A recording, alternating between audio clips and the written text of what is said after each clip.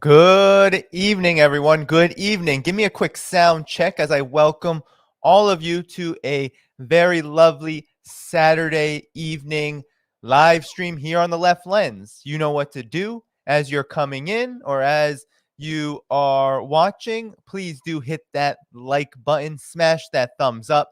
That's how you boost this live stream in the algorithm. Welcome to all the moderators. Thank you so much for all of your help with this channel and managing the chat and keeping the chat what it should be, which is a great place for lively discussion on a live stream. Thank you so much, everyone, for coming. Tell me where you are coming from as you give me the sound check. It seems like a few people have already let me know. They said I sound good. Thank you so much for that. So keep hitting that like button. Let me know where you are tuning in from, and I will try to get to all of you. So there's some Germany here. First dibs to Germany. Roland from Germany. We have Canada, KKK Canada. Great. UK, we have Switzerland. We have an international crowd here this evening. Early morning for some of you, especially the UK folks. We got Buffalo, New York. We have Oregon. We have Calgary, Canada, Texas. Welcome from down south, Flushing, New York. Out there in Queens, Imperial Core. Yes, indeed. If you're in the United States, that's where you are. India. We have Canada Stan. Awesome. Annapolis, Maryland. We have Indian. We have looks like Ireland. Noel from Ireland. We have a galaxy far, far away. Welcome. I heard maybe your ship got shot down by the U.S. military over Alaska. Perhaps, probably not. Iran, Erie, Pennsylvania. So a really, really good international crowd. We have Jakarta, Indonesia, Sydney, Australia, Queens, New York again. So we have more than a few Queens folks here. Zimbabwe, Denmark, great.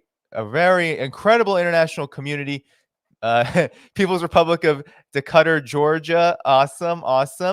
All right. Melbourne, Australia, Ontario. Good evening, everyone. From where I'm at, Belly of the Beast, United States, New York. Hello. What's up, everyone? What's up to all the regular viewers? Welcome to anyone who's new to the channel. Amazing to see you. Amazing to see you in the chat. We got Ireland, Western Australia. All right. Africa. That's a big place. I wonder where you're from in Africa, but Eastern Iowa. We got more Denmark, New Zealand. So I keep missing New Zealand. So there's a few New Zealand folks here. Welcome from New Zealand. Barcelona, Spain. Awesome. Malaysia, Syria. And everyone, please, I hope that you're sending your thoughts, any aid that you can. I don't even know any good areas to donate or anything like that, because we know that the fraudulent USAID is not the place. But we know that Syria, Turkey as well, has gone through hell, both of them, through this earthquake. And we know that sanctions on Syria, U.S. sanctions on Syria, are causing immense suffering. So that's why we're here to speak out against these forces. So we have a lot of folks here. We have California, we have Canada, we have more Australia, we have Uranus. Welcome from the planet of Uranus. Funny. Detroit, welcome from Detroit. We got Croatia, welcome from Croatia. Liberia, Austria, awesome. So we got some Eastern Europe in here. Okay, everyone, we got 500 viewers on the stream and we have 330 likes. Let's keep hitting that like button. Also, before I move on, I'm just going to give a few announcements as people get settled in here. All right. So I want to say here are the best ways to support this channel. You can hit the like button. Make sure you do that to boost the stream and the algorithm. You can hit the subscribe button so you know when I come out with content. I clip frequently, and I have streams about 2 times per week, sometimes more. And hit the notifications bell because YouTube will not always notify you. You can also definitely subscribe free to my newsletter, Substack, in the link in the description, so you always get notifications Telegram as well, t.me/Danny Haiphong. But I do have to put a plug in here. The best way to support me, it's been a hard February, hard January. I get it. This is an economic crisis, especially in the West. There's slow growth, recession is here, all of that. The best way to support this channel, however, is Patreon. So please do, if you're able, there's annual tiers. It's really important. I'm definitely incurring increased costs as this channel grows, which is a great problem to have. So please do support this work on Patreon, patreon.com/Danny Haiphong. You can find that in the link in the description. Find that link in the video description. And you can find many other places to support me as well. It's all there. So I just want to put that plug out there before we get started here. So yeah, it's been a bit since I've done a solo stream, and people are still putting where they're from, I believe. Let's see. We got some more Germany. Yeah, we have a lot of folks here, folks giving their thoughts to Syria, which is beautiful. So it's been a while since I've been on a solo stream. I've had a lot of guests on. You might have seen them. Michael Hudson, Radhika Desai were on February 5th. You saw the Duran here, February 9th. I was so annoyed because my microphone was my laptop microphone. StreamYard did me real dirty and decided to switch up my input when I had no idea. And of course, it wasn't so bad, so nobody really corrected it. But these kind of things bother me. But we had the Duran on February 9th. And then this Monday, we have Scott Ritter coming on. All right, Scott Ritter will have a lot to talk about. We may even get to some Rage Against the War controversy just to talk about that demonstration. Not a topic of today. Maybe I'll get to it at the end. But Rage Against the War Machine, the demonstration on February 19th, I believe. I won't be able to go to it. But Scott Ritter will come on. He'll talk about a Ukraine war update on Monday night. I might ask him about that because, it's been subject to a lot of back and forth from all kinds of forces. And so, yeah, we have a packed schedule tonight, though. So maybe at the end, I can get to that topic because a lot of people have been asking me about it. And I can give my opinion, and so with all of that said, everyone, let's get started. I want to say hello to my wonderful Rockfin community. Rockfin, you are amazing. Rockfin allows for a true platform that does not abide by any censorship. And I'm at rockfin.com/the-left-lens if you're interested in following me there. You can send tips. You can subscribe there and get all kinds of content from all sorts of independent media outlets and journalists. So welcome, Rockfin community, as well. I want to give you a shout out. So, yeah, Scott Ritter Monday. So make sure you're saving that date, Monday evening. I think it's at 8 p.m. Eastern time. And that should be a great conversation. Scott is a big friend of the show. He's been doing some incredible, prolific work on the Ukraine situation. And a lot of what he has been saying for so long is now coming to fruition. That's definitely going to be part of the topic of conversation tonight. So let's get started, everyone. I think it's time to get started with the content of the program. Of course, as you're watching, please do hit that like button. We have about 400 likes and 600 viewers. So let's keep hitting that thumbs up. But let's get started, all right? We have a packed show tonight, and I gotta end the stream before my wife comes home because she's out, and want to make sure that we get in everything that is necessary here because there's a lot of updates. So, first, let's just talk about the situation in Ukraine. All right, I'm going to play Brian Berletic. He was on live. I believe it was either yesterday morning or this morning. I can't get my days crossed. But I'm going to play a little bit of his update about the situation. But before I do that, I'll just give a quick summary of what's really going on. There hasn't been huge updates in terms of what's happening on the ground there, but the general trend persists. We know any day now, Bakhmut, that encirclement by Russia's army will be complete. The Western media is talking about this almost regularly now. There's a lot of course, hysterics about it. They're showing their hands. They're whether it's the BBC or French, France 24, whatever outlet you can think of, New York Times, they're all sounding the alarm about Bakhmut and going through pretty significant mental gymnastics about the situation. Of course, there was the big Nord Stream revelation by Seymour Hersh, which has really, in a lot of ways, changed the conversation. Not many people were talking about Nord Stream anymore. And we've seen how Washington is trying to ignore it. You heard Ned Price, uh, uh, uh,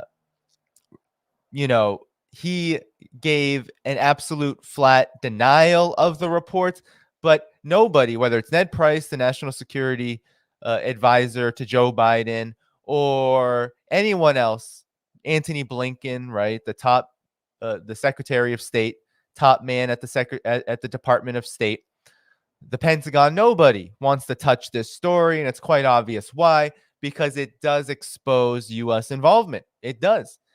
And so while there's no real update on the battlefield per se, there are kind of consistencies into what we're seeing. So in Ukraine right now, Russia is launching its strikes, its regular missile strikes on Ukrainian territory, and there was more strikes in the last few days, pummeling the infrastructure, pummeling the electrical grid, and we know that Bakhmut is going to fall. And once that happens, because we've had Soledar and we know Vuhledar, all these small cities in regions on that defense line are one by one becoming surrounded and or under assault from Russia. It's quite clear which direction this is going in.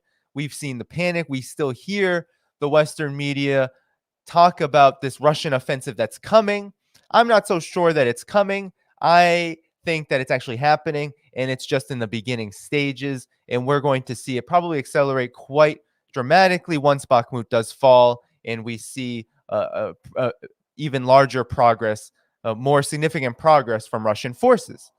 So with that said, though, Brian Berletic had a pretty good, I believe, update briefly of the situation on his stream, and I just want to play it because he does something generally which I really like, and I also have my own article that I want to share from NBC News on this, kind of demonstrating how the Western media self-owns itself, right? It owns itself. It commits self-ownership, meaning that it exposes the truth while trying to lie its way into making you believe that Ukraine is winning, or that there is hope for Ukraine, or that really the United States and NATO have some kind of moral position or moral superiority over Russia.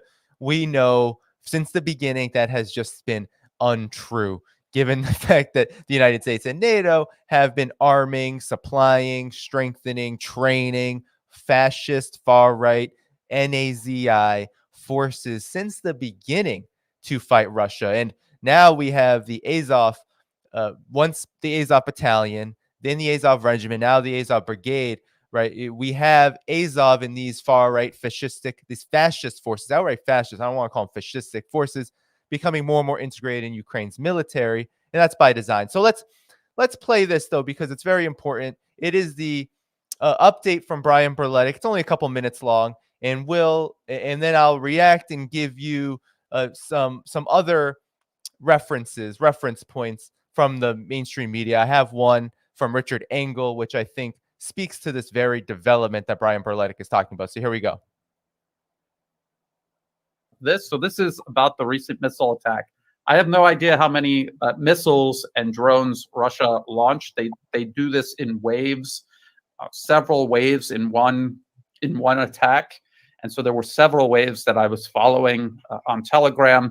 And again, we have to kind of wait for news about how this impacted Ukraine. It was targeting the infrastructure. There were reports of power stations being hit and destroyed. And we already know that despite Ukraine's claims that they're shooting down all of these missiles, or most of these missiles, they have had now a chronic problem with their power grid. It does not work at full capacity anymore. and that is because a significant number of missiles are getting through. They're claiming that Russian missiles crossed their airspace. I think both Romania and Moldova made this claim. We'll have to see what the real actual story is there, because we've been told that Russian missiles have landed in Poland when in fact there were air defense missiles from Ukraine that did so. So we just have to wait and see for all of this information to come in. I guess since we're talking about Ukraine, let's just skip over to this PM. So they're talking about the British. This is gov.uk. Prime Minister extends Ukraine military training to pilots and Marines as President Zelensky makes first visit to the UK since Russian invasion. So they're talking about training pilots, and we've been hearing calls for warplanes to be sent. Angela, you were talking about tanks, and you're absolutely right. It's just going to draw this out longer. It is not going to change the outcome of the conflict. Tanks are a little bit more doable than aircraft, but not really. It would take a year or more for Ukrainians to be able to effectively operate tanks on the battlefield. Which we're talking actually years for a country to adopt a new type of tank. So when Iraq or say Saudi Arabia decided to go with the M1 Abrams, there was a 5-year training program for Iraqis before the program was stood up, and there was a 7-year training program for the Saudis before they were able to stand up this armored force that they bought from the United States, and that's under ideal conditions. Ukraine is in the middle of a war. So then we have this from France 24. Macron warns impossible to send Ukraine jets in coming weeks because he's trying to address people in the public, also people in the media who think this conflict is like an episode of G.I. Joe where Duke gets his tank shot out from under him, so he just jumps into a plane and he keeps fighting Cobra Commander. It doesn't work that way. Let's see. This is from what is this from? Reuters. No magic wand in Ukraine war, says UK's Wallace on question of supplying jets. We heard the UK say it will take 35 months to train pilots to operate these Western warplanes. And then this is a really important article for people to read if they're interested in this topic. Air and Space Forces magazine. Romania is a model for training Ukraine's pilots to fly F-16s. They're talking about how Romania had Soviet-era warplanes and they transitioned over to F-16s. How long did that take? It says right down here, from trained pilots and maintainers to required infrastructure to a boneyard of spare aircraft. You need spare aircraft for parts. Romania has been working on its transition to the F-16 for nearly a decade. Nearly a decade. Does Ukraine have a decade? No, it does not. Ukraine does not have a decade. I just want to play that quickly because that goes over sort of the current conundrum when it comes to this weapons issue. So Brian Berletic went over it pretty well. The conundrum is, the problem is that Ukraine has to train forces. Saudi Arabia had to train for 5+ years. U.S. forces have to train for many years to be able to handle the kind of heavy tanks that have been provided to Ukraine, or at least that have been pledged. Because who knows when these tanks will actually get there. We heard Victoria Nuland say in her report to the Senate hearing, she said, this neocon who has no qualms about wanting a world war with Russia, she said it's not going to be there. These M1 Abrams are not going to be there for a spring offensive for Ukraine. So it could be past. Does Ukraine have longer than a year? Because it could be beyond 2023 until these tanks even come. That's not even to say that these tanks are very difficult to use. They use jet fuel. You need a team to run them and operate them, and you need other armed forces, combined arms. You need all sorts of support, usually air support and ground support, to ensure that these tanks aren't shot down, because they are easy targets on their own. They can't just go it alone. So that's just the tanks. And then Zelensky has been making this tour throughout Europe. He's been making this tour throughout Europe. He was in Brussels. He was in the United Kingdom talking to Rishi Sunak, and Rishi Sunak said, I'm going to give you all of these F-16s. And then what did the UK press say? Oh, well, we don't have the F-16s to give you, Zelensky. That's actually quite false. So, but it's getting this narrative, this hysteria over weapons is only getting more and more unhinged and more dangerous. It's all about escalating and really beating the chest, because it doesn't really have any basis in reality. This idea that you're going to train pilots in Ukraine to fly fighter jets is ridiculous. There's no possible way that's going to happen within enough time frame that Ukraine has to muster any kind of momentum in this conflict. The problem here for Ukraine is that it's out of time. Ukraine is out of time because it has always been a pawn, and as a pawn of the West and as a pawn of NATO, there was only a limited window from which this proxy war would have succeeded on the battlefield. In my opinion, it was never going to succeed on the battlefield. What was going to be a success was the unlimited military contracts for weapons manufacturers, right? The defense contracts, the public money going into the private coffers of the arms industry. That was always going to be a big victory for them, for the military contractors.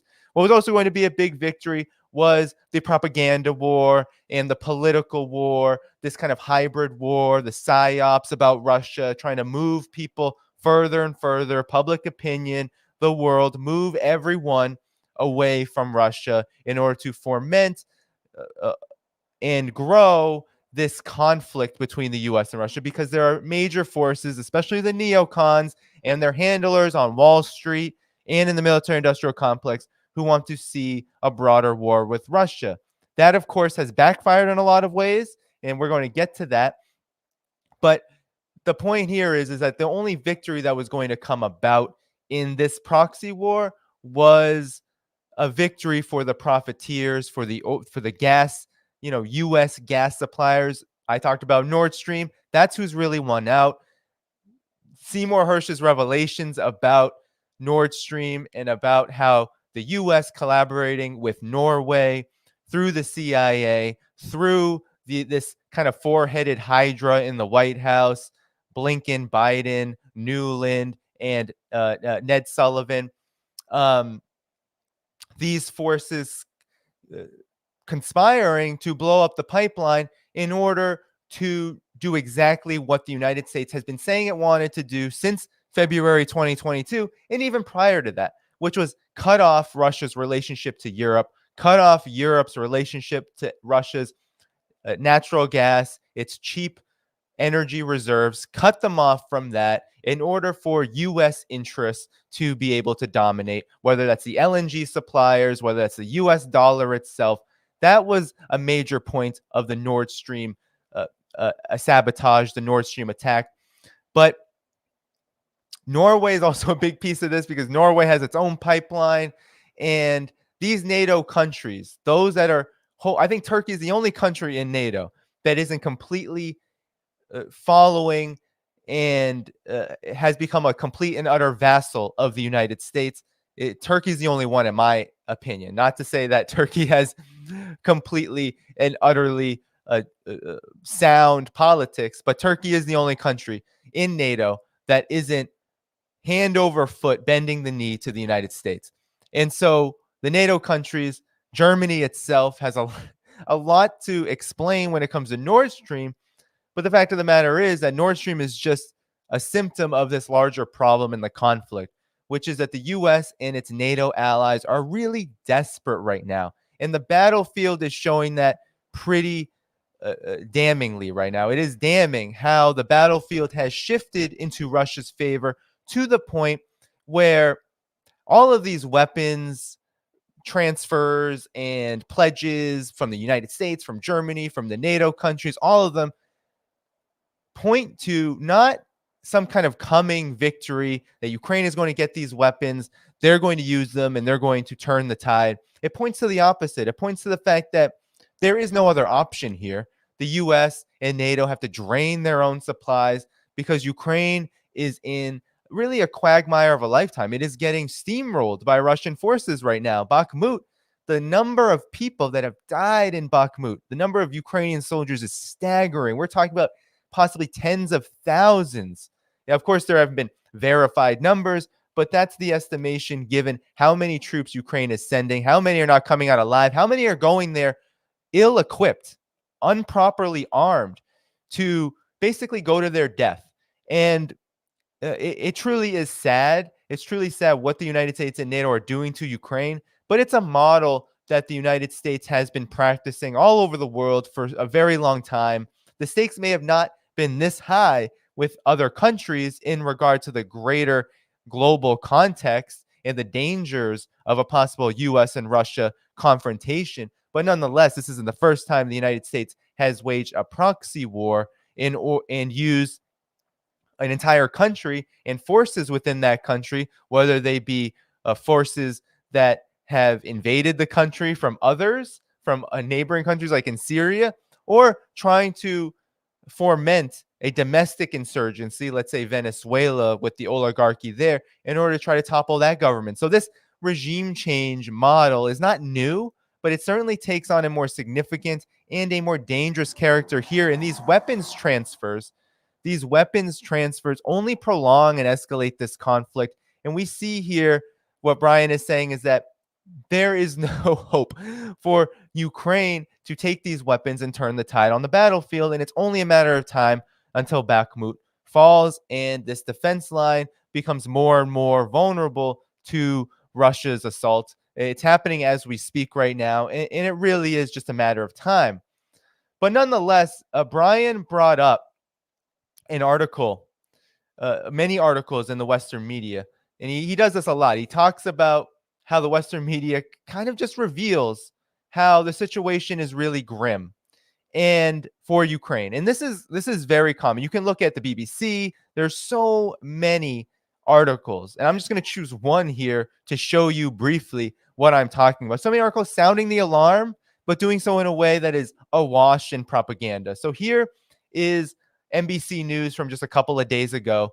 Ukraine's defiant city struggles to hold out as Russia pushes for a bloody victory. So you see how they do that there. Russia, of course, is looking for a bloody victory, to secure a bloody victory from Ukraine, meaning that, they are the force that is committing all of the war crimes, and they're the ones who are invading the country and destroying it without any reason, unprovoked. The propaganda is always subtly being pushed in there. The Kremlin's troops may finally be close to seizing control of the battered eastern city as they threaten a major offensive across the war's front lines. So this is Richard Engel, and I'll get to him in a minute. And of course, two other stenographers of war. But this was February 9th. And I'm just going to scroll down because there's a lot of anecdotal, kind of soft propaganda getting you to feel bad for the Ukrainian forces that they talk to, of course, who are on the side of Ukraine. But I'm going to just scroll down here to a place that I highlighted, all right? Oh, actually, it looks like the highlighting is gone. But the Chatham House is a neocon think tank. It's another one of these many neocon think tanks.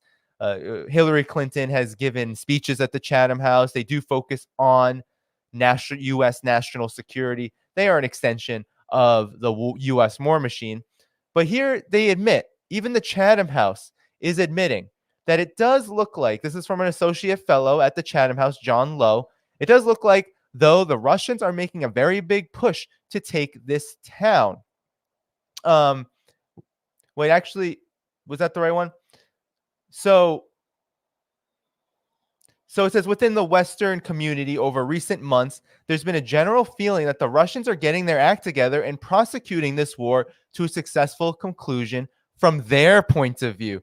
So you see how they do it there? So John Lowe admits that the Russians are making a very big push to take this town, meaning that Russia is going to take it. And that the Western community over recent months, that there's been a general feeling the Russians have gotten their act together and that they are prosecuting this war to a successful conclusion, but they add in from their point of view. So now it's about point of views and ideals and subjectivity and relative truths, right? All of these things that liberals and liberal corporate media they love. The liberal corporate media loves, the warmongers love. They love when truth can be awash in all of this idealism. But nonetheless, here, they talk about all these teachers and that they're going to die there and they're not going to leave and they don't understand what's going on. But they're still saying it's undeniable the strategic value of the city, but after months of bombardment and fighting, the symbolism would be undeniable. So even the Western media is saying that even the symbolism alone would be significant. So there you have NBC News. Richard Engel, who's a huge war stenographer. I'm going to show you why. Richard Engel is admitting that and his co-conspirators of war, right? The co-stenographers of war at NBC News, they say that they're in Bakhmut and they're telling you that Russia has gotten their act together. They're using sources from the national security state itself, the U.S. national security state, telling you that actually Russia's gotten its act together and Bakhmut is probably going to fall very soon.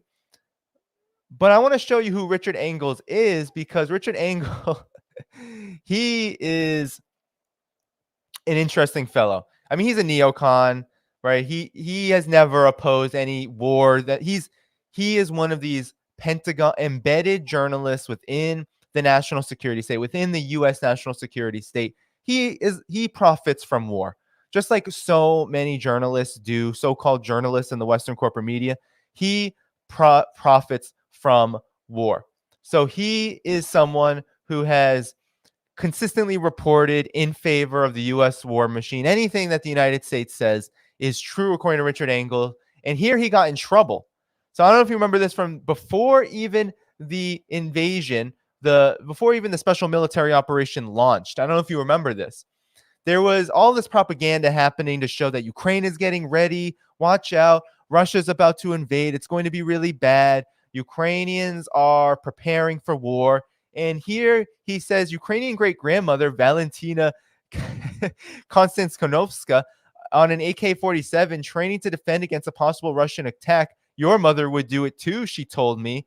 So here you have Mark Sloboda, a friend of the show. He's been a guest on this show. Correct the record here and says, hey, Richard, in NBC News, props Azov neo-Nazi propaganda shoot. Is it really so possible for Western MSM, mainstream media hacks, to virtue signal from Ukraine without having some Banderite fascists involved? Meaning, is it so impossible to do that? Look at this. Look at that photo. You see that symbol right there? That symbol that you are seeing, it might be a little hard to see. Let me see if I can zoom in any more on this photo. Oh, no, it's not getting any bigger. But nonetheless, here you see the photo. And there is the Azov sign. That Azov insignia, of course, is inspired from the SS Warfin and the fascists, the genuine NAZIs, which Azov is an offshoot from, birthed from during the Banderite, the Stepan Bandera period of the OAN, Organization of Ukrainian Nationalists.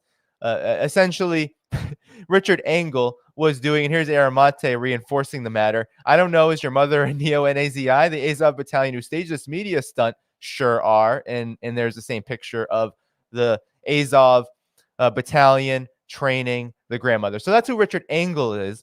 But even these proto-fascists, these pro-fascist Western media journalists, they are admitting that this war is not going in Ukraine's favor and that there are huge problems, especially with the weapons. The weapons are a big problem.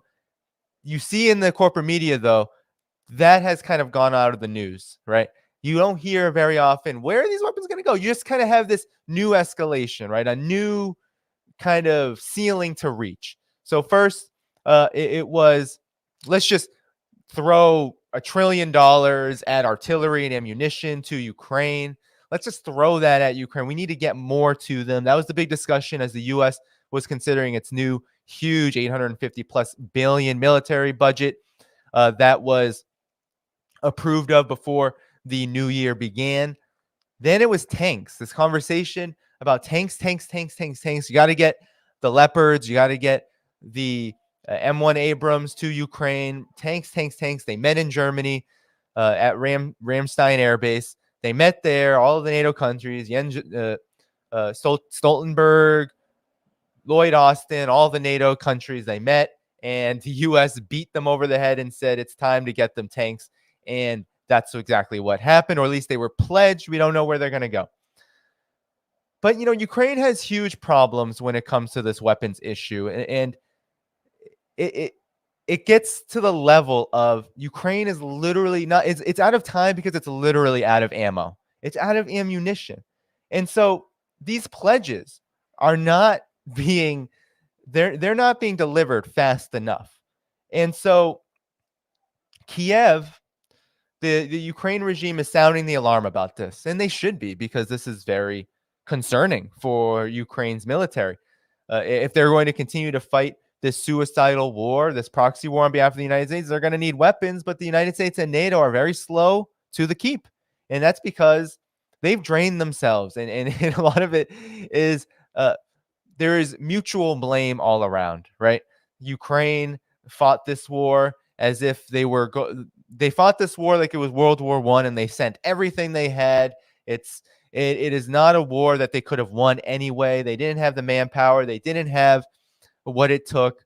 And the United States and NATO was never going to take this to the next level that Ukraine would need to buy time. They were never going to put their behinds on the line for Ukraine. So Ukraine put everything they were given, everything that they had, and then were given, and now they're out of it. And so they are almost at zero, according to top Ukrainian official Igor Zovka telling Bloomberg. And this was recently. This was reported yesterday. Intense fighting in Ukraine has caused its military to almost run out of ammunition, with stocks not being replenished in time, said Igor Zovka, deputy head of Ukrainian President Vladimir Zelensky's office, telling Bloomberg. The official also called on the West to provide Kiev with long-range artillery systems, tanks, and fighter jets. So more weapons, please. In an interview with the outlet Bloomberg on Thursday, Zovka lamented, "We are now having like almost zero ammunition, a situation making it harder for Ukrainian military forces to respond to Russian shelling. We are running out of ammunition very quickly because fighting is intensive." So, of course, where it's most intensive is Bakhmut. Bakhmut is where it's most intensive. There are thousands of people dying there. They are under-equipped, ill-equipped, and a lot of Ukrainian soldiers are just going through the grinder there. So Zelensky's staffer also noted that Kiev needs long-range missiles to deoccupy Ukrainian territory as opposed to hitting targets inside of Russia. According to the official, this type of weaponry would be crucial to launch a counteroffensive against Moscow's forces. On the subject of fighter jets, Zovka named several reasons why Ukraine is seeking to get a hold of them. He pointed out that, among other things, such aircraft are very good in intercepting ballistic missiles. He expressed hope that the upcoming Ramstein format meeting on February 14th will see Kiev's Western backers pledge even more weapons, adding it's high time they stopped caring about Moscow's reaction to such deliveries.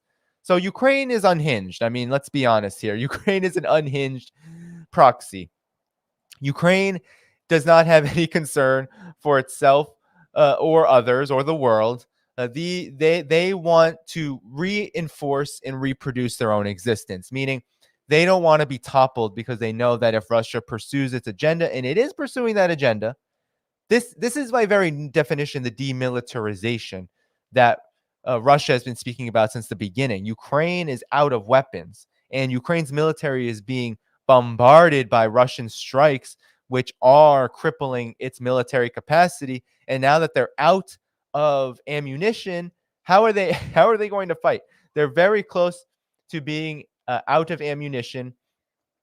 And so let's move on, though, because there's a lot more to get to here. So he expressed hope that the upcoming blah, blah, blah. We read that. Commenting on the military aid already provided by the West, Zarkova said that it was too late and too little and too slow. On Thursday, Dmitry Peskov, the Russian spokesperson, reacted to the news that the British government was considering donating some of its warplanes to Ukraine by warning that the UK and several other European nations are becoming increasingly involved in the conflict. The line between indirect and direct involvement is gradually disappearing, he stressed, adding that this fuels further escalation. Peskov also pointed out, however, that while unnecessary, unnecessarily prolonging the fighting, Western arms shipments would not be able to change the outcome of the conflict or prevent Russia from achieving its goals. And that's 100% true. They can't get Russia to back off of its goals, right? Russia's goals will be achieved, and they are being achieved. That, by definition, is one of Russia's goals: demilitarization. And they have fought Ukraine down to the last bullet, to the last artillery shell, to the last of everything that Ukraine had. That's where Ukraine is at.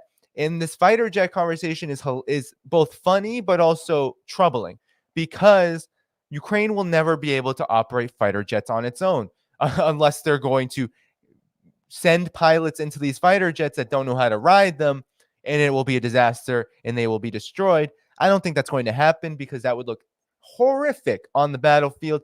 The images would circulate. Just like these tanks, there's a reason why the U.S. doesn't want to send the M1 Abrams out to Ukraine, out to the front lines yet. It's because they know that they'll be shot down, and that's a huge, huge propaganda, just absolute blemish. It's a PR disaster. They don't want to do it. And I don't think there was any real interest for the United States to do that. They don't really care about what happens to Ukraine.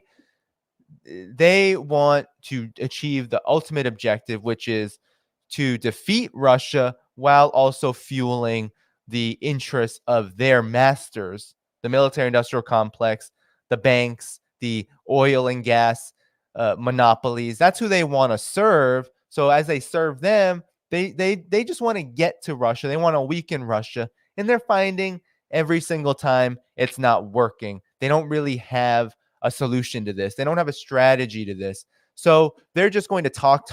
Rishi Sunak will talk about, we're going to give all the jets, and then he'll be immediately rejected by his country's own media and military officials saying, we don't have anything to give. But nonetheless, this will be the conversation. Who knows? Fighter jets will probably head their way to Ukraine. Will they ever be used? Unclear. But if they are, it's not going to help, because guess what? Russia has jets.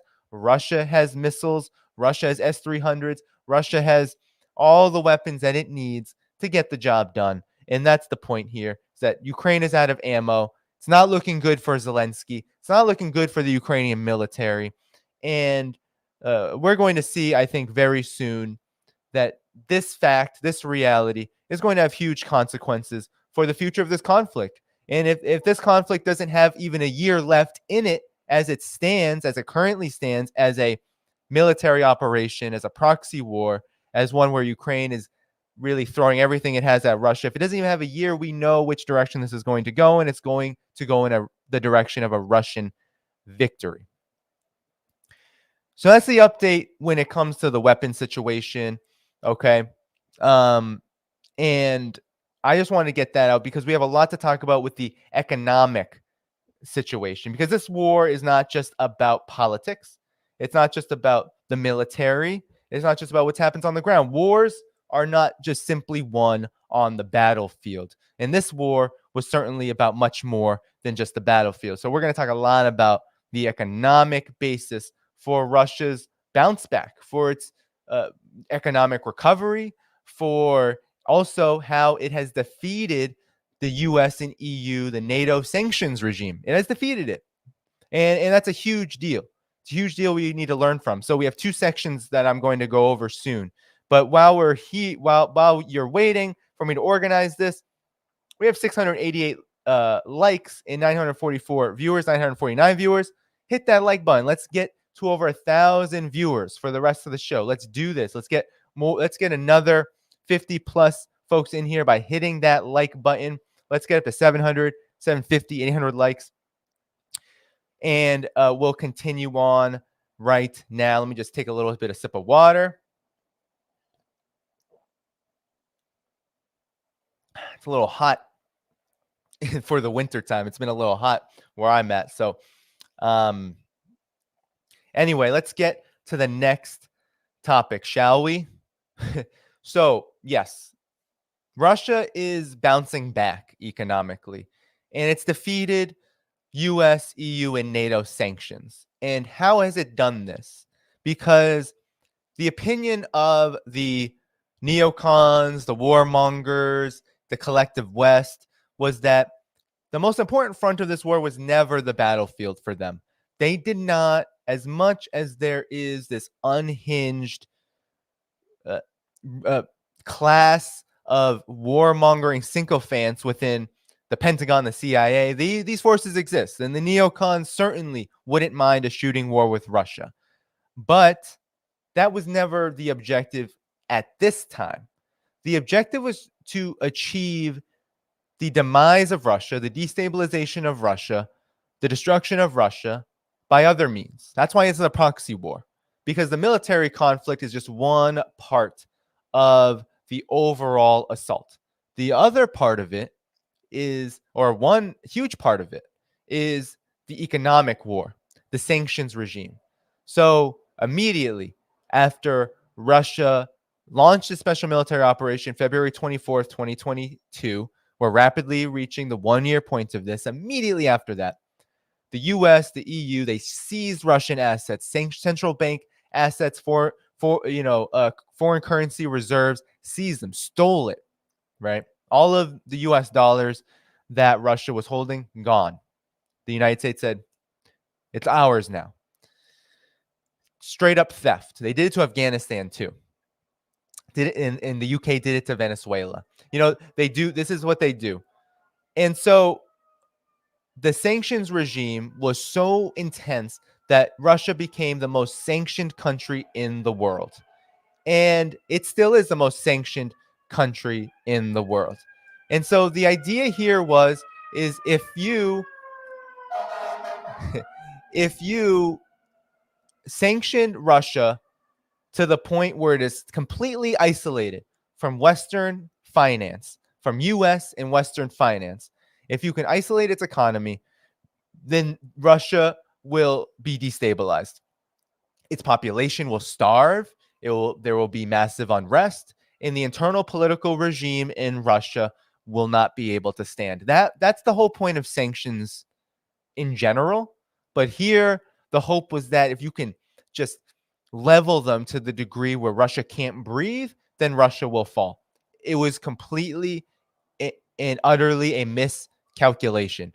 The collective West, United States, they miscalculated. And what they miscalculated on was how Russia has been preparing for this for a long time, arguably since 2014. Russia has been sanctioned by the United States and by the EU and by NATO forces for a while now. The US especially, after the coup in 2014, after Crimea voted to become part of the Russian Federation, the United States has time and time again increased and escalated its sanctions regime. Of course, it wasn't as significant as it is now, but it was building up and Russia was preparing. And so the reason why Russia's gone out of this is actually not rocket science. It's not hugely difficult to understand. It's not something, you don't need a degree in political economy to understand this. You don't need to be a Marxist or a political economist or just an economist in general at all.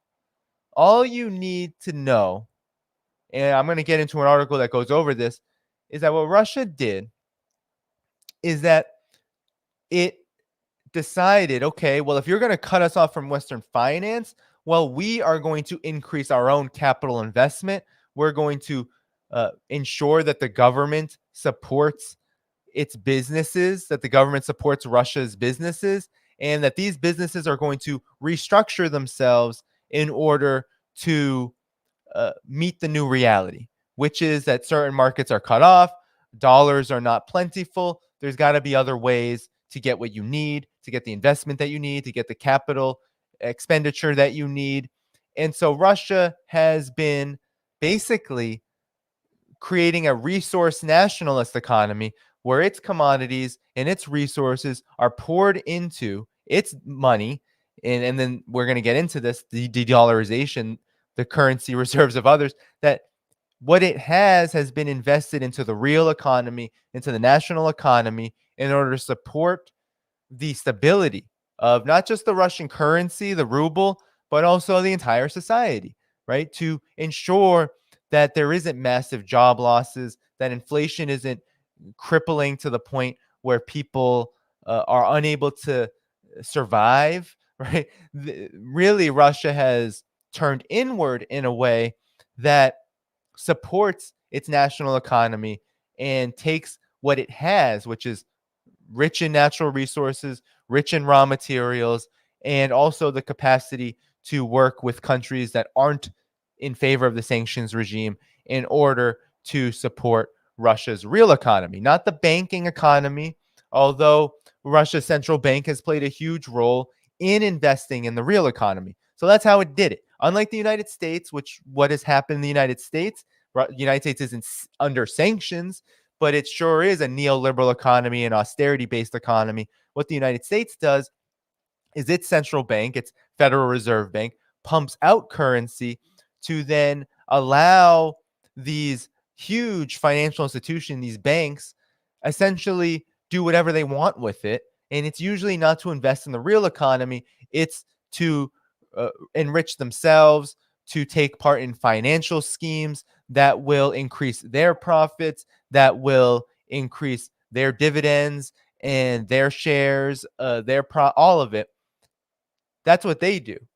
And they actually then pursue monetary and financial policies, economic policies, which plunder and loot the real economy, right?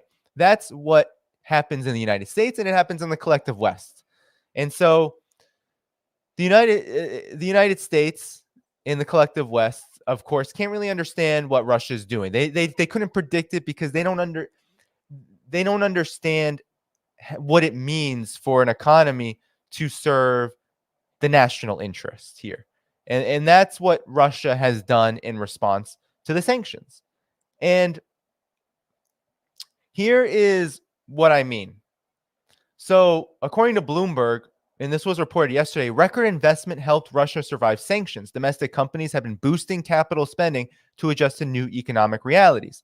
So, when you think about this, most companies don't want to boost capital spending because boosting capital spending, especially in an era of monopoly, means that you might not get the same returns. You may not actually make super profits or mega profits.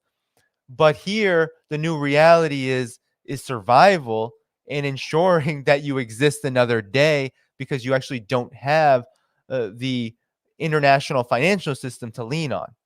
So Russia has weathered Ukraine-related Western sanctions by boosting investment in domestic production in new supply routes, Bloomberg reported on Wednesday, citing statistics and analysts.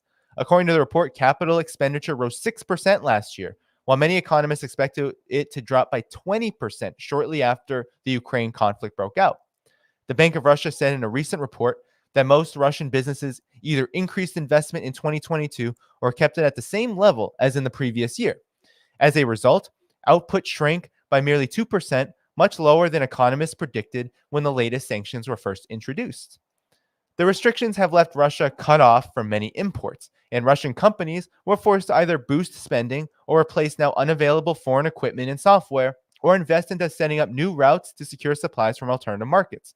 4 out of 5 of the most capital-intensive sectors of the Russian economy increased investment spending, including transportation, mining, real estate, science, and technology, according to the Federal Statistics Reserve. One of the country's biggest steelmakers, Severstal, shifted investment away from projects that were at risk due to disruptions to sanctions and is currently investing in domestically produced information technologies for the metals industry. Major banks like Saber and VTB are also investing to replace foreign software. Last month, reports emerged that the lenders plan to start issuing stickers containing near-field communication chips to replace foreign contactless payment services like Apple Pay and Google Pay, which no longer work in Russia. The volume of investments in commercial real estate last year hit historic highs of 487.2 billion rubles, or $6.8 million, 21% higher than 2021, according to a study by real estate firm NF Group. The volume of investments was record-breaking, with a minimal share of foreign capital. Russian investors are becoming owners of the vast majority of premium properties in various segments, and this trend is likely to continue as outgoing companies sell all their assets. Gas and oil producers, meanwhile, also boosting spending on either transport infrastructure or to fund are also boosting spending on either transport infrastructure or to fund a reorientation of exports from the West. This trend should support fixed investment in the years to come, Tatiana Orlova of Oxford Economics told Bloomberg. Many businesses also profited from government grants and programs supporting import substitution. According to Rosstat, state financing was among the biggest sources of capital expenditure, some 17.8%. So you hear that? Government spending. So here you have Russia's government saying, we don't have the foreign currency reserves, the US dollars. We can't participate in this international financial system like we could before. So the government is going to step in. We're going to ensure increased capital spending. We're going to ensure that companies are not only able to survive, but are able to then look toward other routes to be able to grow and to be able to develop and to be able to do what they do, which is produce materials like steel, which is to produce real estate, which is to produce the commodities that the country needs, the people needs, the economy needs to not just stay afloat, but also to grow. And we're going to get into that in a second. Difficult times will pass, projects will remain. They are long-term, so we aren't stopping anything, said Sergei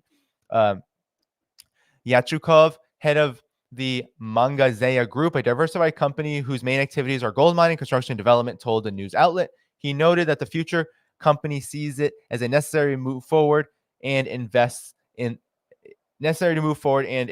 for the future. So again, domestic spending. Russia has said, okay, you're going to cut us off from the dollars. You're going to steal our currency reserves. You're going to sanction us away from the international economy. Well, this is what we're going to do. We're going to focus on Russia's real economy. The government's going to step in. Capital expenditure is going to be increased. We're going to increase the capital that we spend to ensure that we can continue these industries, that they don't fall apart, that they don't end up, collapsing under the weight of economic starvation, which is what sanctions are. So all of this is to say is that these policies, right, this economic resource nationalism, this ability to reorient Russia's economy to domestic production so that it can find alternative routes to truly also continue linking its economy to the world, because it's still very important, right? This is not necessarily globalization.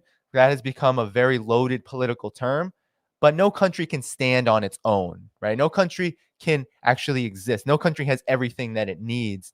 That's why it's so important for a multipolar world to develop, where bilateral, multilateral relationships can serve the domestic and national interests of each sovereign country. That's a huge, important step in a more peaceful world. And so Russia is very serious about this as well. That's why Russia did this, so that it can find alternative routes. It can find alternative means, including de-dollarization, which again, we will get to. But I want to talk about the IMF projections because it shows that Russia indeed defeat the sanctions regime. And of course, Russia is not growing at 2, 4, 10% per year. That's not what the projection shows, but no country is, because the entire world economy has suffered mightily. That's why there's de-dollarization. That's why de-dollarization is happening, because the US dollar has become a weapon. International finance has become a weapon. Western finance has become a weapon against the sovereignty and the economic development of the countries in question, of basically the entire global south, but Russia, China, and all of its allies included, Russia in Africa and Asia, wherever the US dollar has been a wrecking ball on the economy, because it is a expression of US and collective West imperial interests. It's not an expression of the free market or anything like that, or any kind of economic liberalism or whatever boneheaded theory comes out of collective West and US academia. It's none of that. It is merely a tool and a weapon now to destroy other nations. And so that's why there's de-dollarization. But nonetheless, this attempt on Russia to destroy them, to destroy Russia, to destroy the Russian economy, to overthrow Vladimir Putin, to starve Russia, that has failed. That has failed. And it has failed monumentally. And let me show you the IMF's projected growth numbers to just show you how much it has failed. Okay. So here you have the inflation. It's a little cut off here, it seems.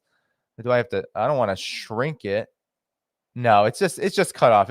This website is not good. So anyway, this was released in January 2023 about inflation. This is what's important, the overview here of the report. So the IMF came out with its projections for growth in 2023 and 2024. And here I just want to go down to the tables because we don't have to read all that stuff. It's not really that exciting. Let me just zoom in to the projected. Here we go. That's big enough now. So this is the World Economic Outlook. This is what the IMF is saying. And the outlook, let's just go to Russia first. All right. Here we go. Russia. This is 2023, mind you. You see that? Projections. 2023, Russia, 0.3% increase. So Russia's economy in 2023, despite being the most sanctioned country in the world for all of 2022, essentially, since late February, March, is going to grow. It's not huge growth, but it's growth nonetheless. Any country in a global economic situation like the world is in, the United States and the collective West tanking the global economy in order to wage a proxy war, a dirty war on Russia, any country that can boast that, given the situation that Russia is in, would say that's a victory over the sanctions. That is a victory over the sanctions. There's no doubt about that. So despite shrinking a bit in 2022, it is going to grow this year. That's a huge shift. Now let's look at the United States and Europe in what they call the Euro area. So the US is projected to grow 1.4%. Honestly, measly, very small, given how the United States has basically plundered Europe in order to wage this proxy war. It's very small. It's not impressive. 1.4% demonstrates the US has significant economic problems. But look at the rest of the Euro. Look at Germany. Do you think about this? Russia is going to grow faster than Germany this year. That should blow your mind. And of course, the destruction of the Nord Stream pipeline has a lot to do with that because Russia was supplying more than half of Germany's natural gas. So German industry has completely collapsed. The economy is in disarray and it is in full-blown recession. And it's not even that's negative growth. Let's be honest here. That is a positive.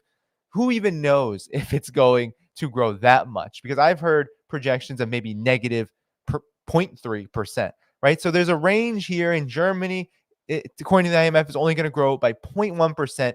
And here you have Italy, France, Spain.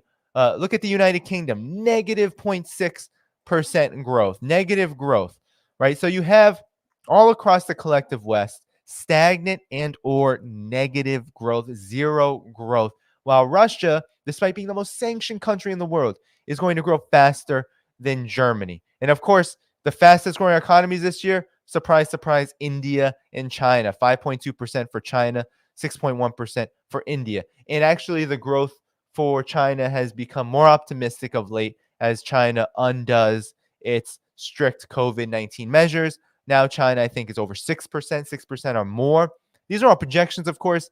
They are subject to change. And who knows, Russia's projections may get more positive. Germany, unlikely, given that Germany hasn't done it. There's nothing Germany can really do to recover from the fact that it has cut off one of its most important economic partners in Russia. But that's the landscape here. Russia has defeated the sanctions. Russia has successfully reoriented and restructured its economy to ensure that its economic growth is guaranteed despite being, again, the most sanctioned country in the world. That's a huge deal because it shows that these sanctions are not foolproof. They are not bulletproof. They are not weapons that necessarily will lead always to victory.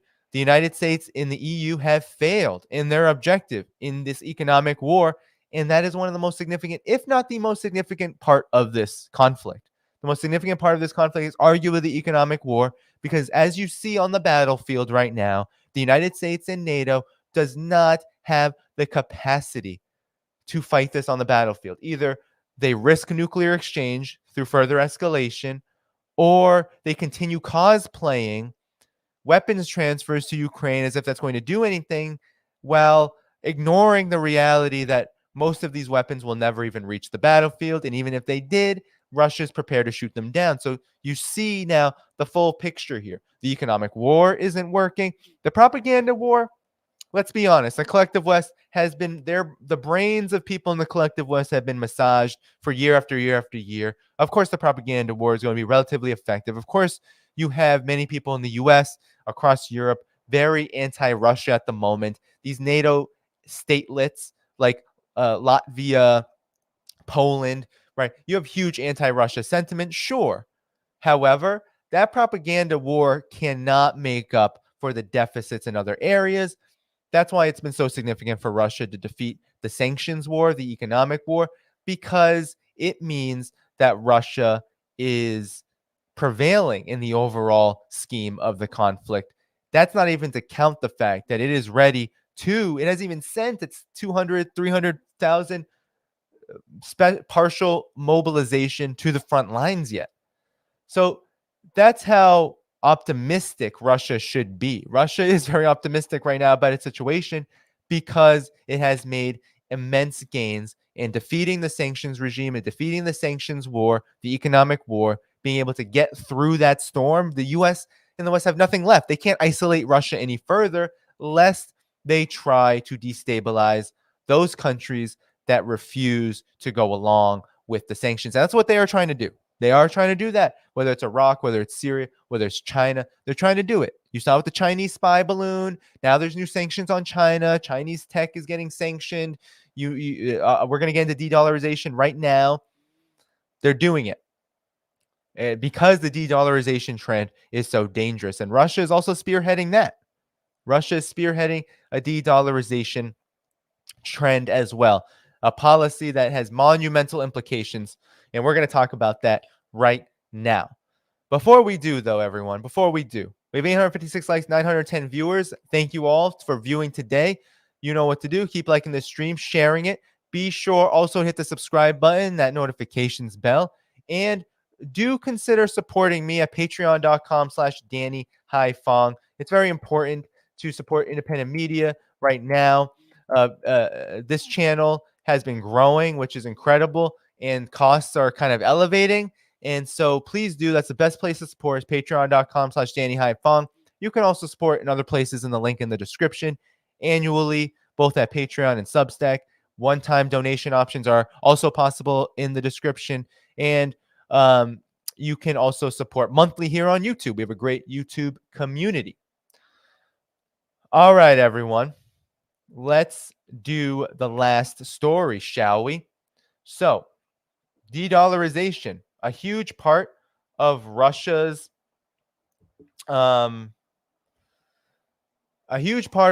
success, Russia's bounce back economically. It couldn't be done alone. So I said Russia's resource nationalist economy, its ability to reorient and restructure its economy to meet its own domestic needs, to ensure that companies are investing in Russia, to ensure that capital is being increased in Russia, despite whatever costs that may ultimately incur on to its private sector and its public sector, increase government spending to support those businesses who need to make these changes. Despite all of that, it wouldn't be able to defeat the sanctions regime if it were not for the momentum of de-dollarization, meaning that Russia right now is probably the leading country. It's not the only country, but it's a leading country in this de-dollarization trend. De-dollarization is a very serious development. It is one that I think spells doom for the collective West, for its dominance over the world. And all de-dollarization is, and it's not also, you do not need an economics degree for this, although studying economics will help you understand the intricacy. Studying political economy will help you understand the intricacies of this. But de-dollarization simply means that this global reserve currency, the United States dollar, which was established because of U.S. imperial superpower status. The United States imposed this upon the world after World War II, and it has continued to an even more significant degree since 1971. But now, and this has been a development over time, but it has accelerated so much during the Ukraine crisis, the conflict, Russia's special military operation, because the dollar has been weaponized to such an extent that it threatens global economic stability itself, not just one country, not just trying to destroy one or so country, but by targeting Russia in this way, it has destabilized the entire global economy through the weaponization of the dollar.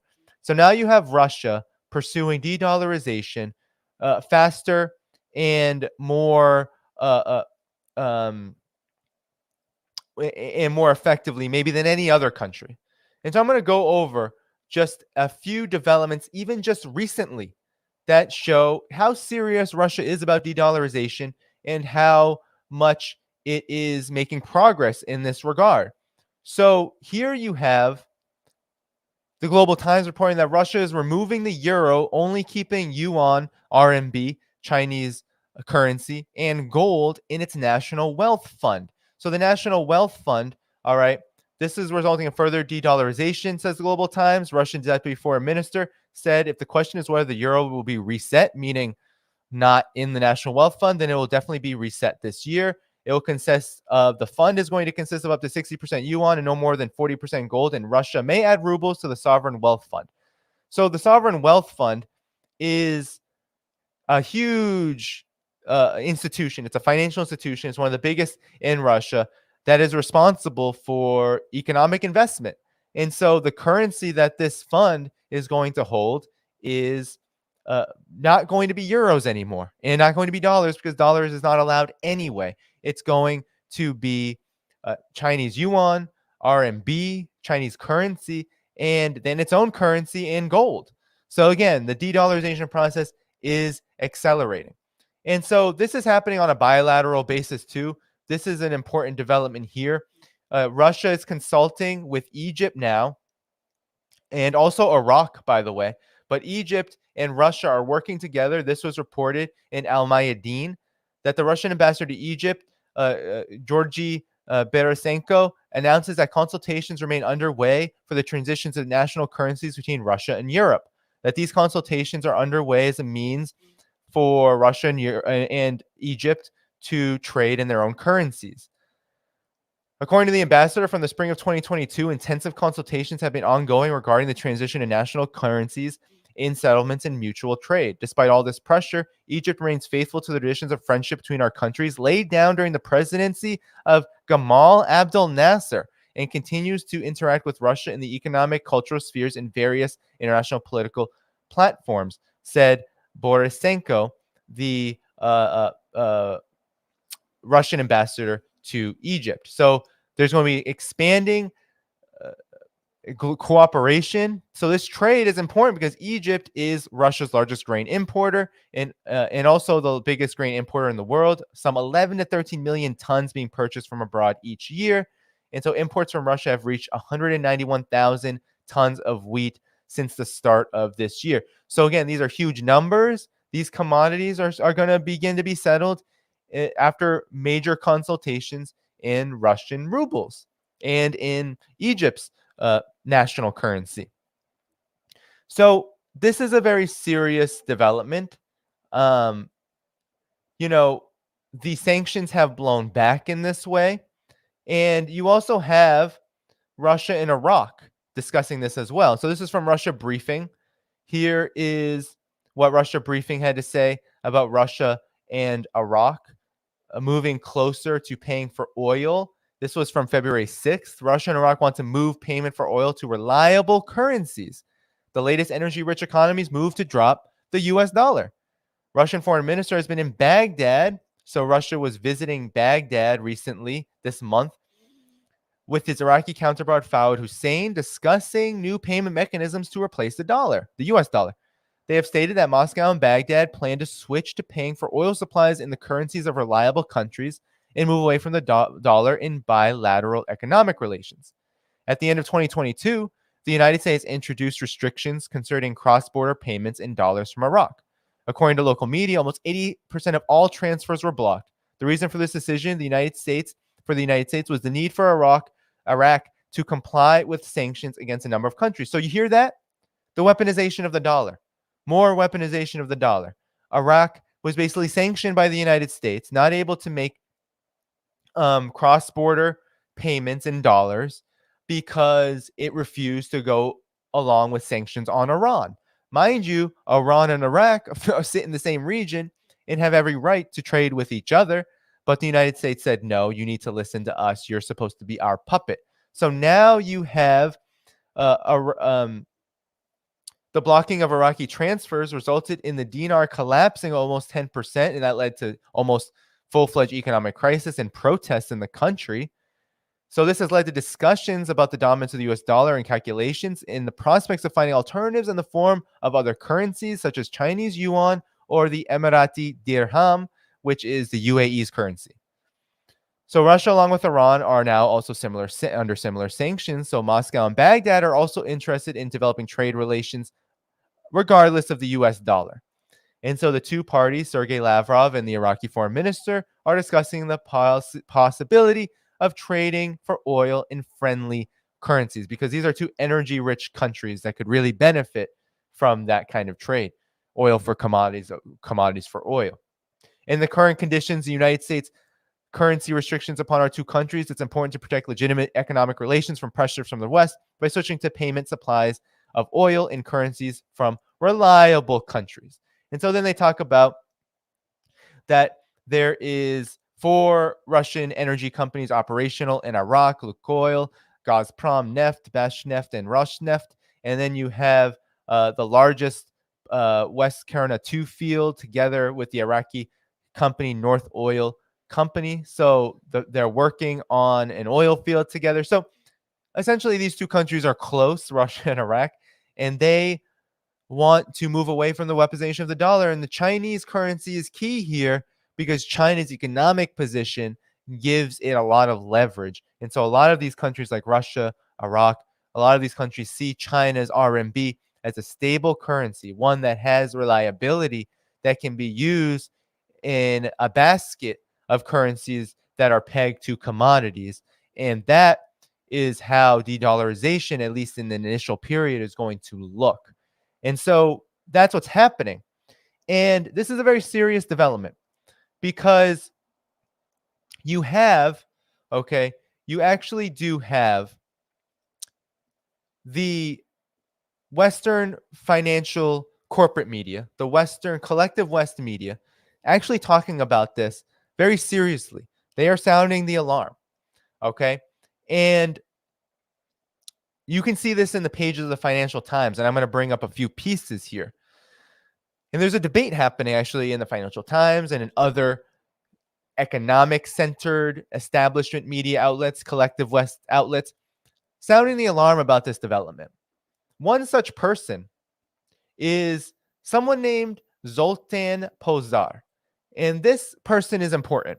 They are an economist at Credit Suisse, a dominant collective West financial institution that arguably has its hands in a lot of the ways in which the US dollar preys upon the global South. It's a very key institution. It is a key creditor. And Credit Suisse and Zoltan Pozsar have something very interesting to say about why this is important. And so I'm going to pull that up now. But Zoltan Pozsar also worked at the Federal Reserve Bank of New York. He is a huge insider. He's an economist. And he is talking about how this is very serious. Actually, no, that's not the right article. I'm going to pull that up because that's a part of the debate. So there's a debate happening. And Zoltan Pozsar sounds the alarm. He says great power conflict puts the dollar's exorbitant privilege under threat. The monetary order is already being challenged by de-dollarization efforts in central bank digital currencies. So he was a part of the Federal Reserve Bank of New York. He is now part of Credit Suisse as an economist. He's the head of short-term interest rate strategy. And so the weaponization of the dollar, there's so many parts of this. There's the sanctions. There's also the interest rate hikes to try to bring down inflation caused by sanctions, which then hurt investment globally, which then hurts countries all over the world trying to raise their level of development with high interest rates. They have a hard time getting credit, just like A lot of people are having a hard time getting credit. So this has caused the world to look, especially Russia, China, and this new multipolar world order. These countries leading at Iran, China, Russia, they're looking at this and saying, we need to do this ourselves. We need to build a different monetary infrastructure. So, since the end of the Cold War, said Pozar, the world has largely enjoyed a unipolar era. The US was the undisputed hegemon, globalization was the economic order, and the dollar was the currency of choice. But today, geopolitics once again poses a formidable set of challenges to the existing world order. That means investors have to discount new risks. China is proactively rewriting a fresh set of rules as it replays the great game, creating a new type of globalization through institutions such as the Belt and Road Initiative, the BRICS Plus group of emerging economies, and the Shanghai Cooperation Organization, a collective security alliance of 8 countries. While under lockdown, Beijing forged a special relationship with Moscow and Tehran. This relationship with Russia, with the unwitting assistance of global warming, is helping extend China's BRI through Arctic shipping lanes. In late last year, we saw the very first summit between China and the GCC, and hence a deepening of China's ties with OPEC+.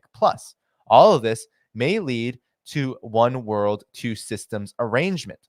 If we are drifting from a unipolar world to a multipolar one, and if the G20 fractures into the camps of the G7 plus Australia, BRICS plus, and the non-aligned, it's impossible that these rifts will not affect the international monetary system. Growing macroeconomic imbalances in the U.S. further adds to these risks. I mean, he's not lying here, although Zoltan and I do not share the same perspectives on whether this is a good development or not. Got to say that he's laying it quite right. You know, he's laying it out here quite correctly. The dollar-based monetary order is already being challenged in multiple ways, but 2 in particular stand out: the spread of de-dollarization efforts in central bank digital currencies. De-dollarization is not a new theme. It started with the launch of quantitative easing in the wake of the financial crisis, as current account surplus countries frown at the idea of negative real return on their savings, a fancy term for we don't want to be plundered anymore, and you're going to plunder us because you crashed the world economy, and you're going to take everything away from us. You're going to take everything back to stabilize and prop up your fiat economy. That's essentially what that means. But recently, the pace of de-dollarization appears to have picked up. China and India, and over the past year, China and India have been paying for Russian commodities in renminbi, rupees, and UAE dirhams. India has launched a rupee settlement mechanism for its international transaction, while China asked GCC countries to make full use of Shanghai Petroleum and Natural Gas Exchange for RMB settlement of oil and gas trades over the next 3 to 5 years. With the expansion of BRICS to beyond Brazil, Russia, India, and China, the de-dollarization to trade flows may proliferate. Indeed. I mean, that's what's been happening. Russia and China, Russia and India, China and India. These countries, Iran, all of these countries are looking for new ways to settle their trade in different currencies. And all of them, not India, but China, Russia, Iran, all these countries have sanctions to worry about. China, of course, has this major economy, which, if it relies solely on US dollars, it will become more and more vulnerable to what Russia has gone through. It has been very smart in not falling into that trap. And I think that it was very aware of it from the very beginning. And India, too, knowing that economic growth it really does ensure political stability in India, which is not the most politically stable country, let's be honest. India has had a lot of protests, a lot of mass unrest.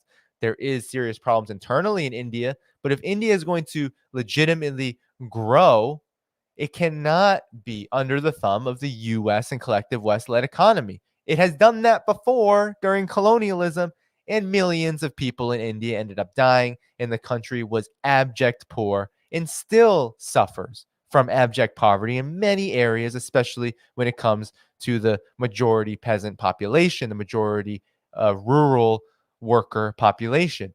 But mind you, that extreme poverty in India will go down if it pursues an independent policy, especially in terms of currency. Of course, politics will have a lot to do with it, but this is also a big part of it. So India knows that its political legitimacy hinges on de-dollarization as well. So central bank digital currencies could also accelerate their transition. China has changed the strategy through its internationalizing the RMB. Given that financial sanctions are implemented through the balance sheets of Western banks and that these institutions form the backbone of correspondent banking system that underpins the dollar, using the same network to internationalize the RMB may have come with risks. To get around this, a new network was needed. Around the world, but particularly in the global East and South, the central bank digital currencies are spreading like fast-growing kudzu vines, and more than half of the world's central banks exploring or developing digital currencies with pilots or research, according to the IMF. They will be increasingly interlinked. Central banks interlinked through these central bank digital currencies essentially recreate a network of correspondent banks that the US dollar system runs on. Instead of correspondent banks, think more of correspondent central banks. The emerging central bank digital currency based network, enforced with bilateral currency swap lines, could enable central banks in the global East and South to serve as foreign exchange dealers to intermediate currency flows between local banking systems, all without referencing the dollar or touching the Western banking system. I mean, create a digital currency infrastructure, create the ability to do this independent of the dollar. That's what these countries are doing. Change is already afoot. The current account surpluses of China, Russia, and Saudi Arabia are at a record.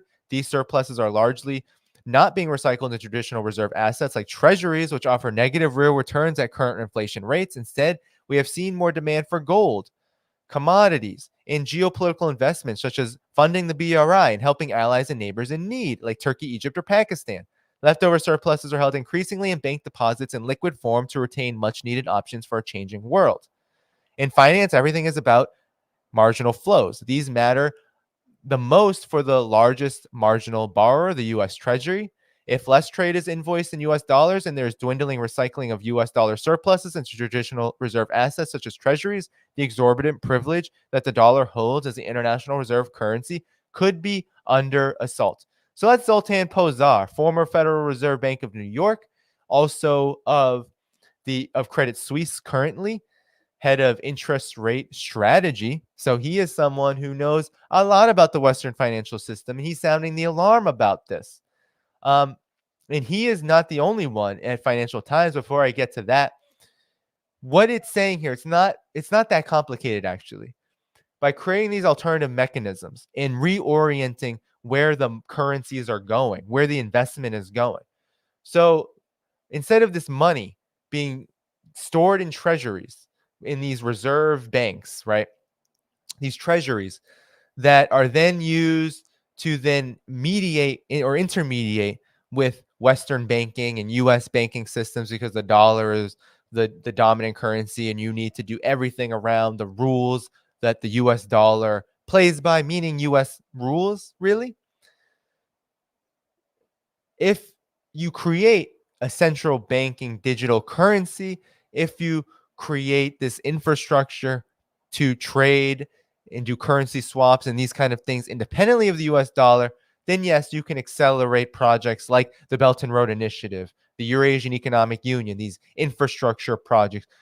You can, dare I say, help neighbors in need through mutual trade and investment, which is win-win. That's what China always talks about, win-win cooperation. You can go to Pakistan with the China-Pakistan Economic Corridor, the CPEC, which has thousands of projects, right? Some of them hundreds completed, more underway. You can go to Pakistan, you go to Turkey, launch a high-speed rail line. You can do that sort of stuff. And you can do that on a massive basis, much bigger basis than now, if you can create this independent currency infrastructure. And that's what's happening. So they're sounding the alarm. They're sounding the alarm. And it's not just Zoltan Pozsar. It's also Mr. Nouriel Roubini.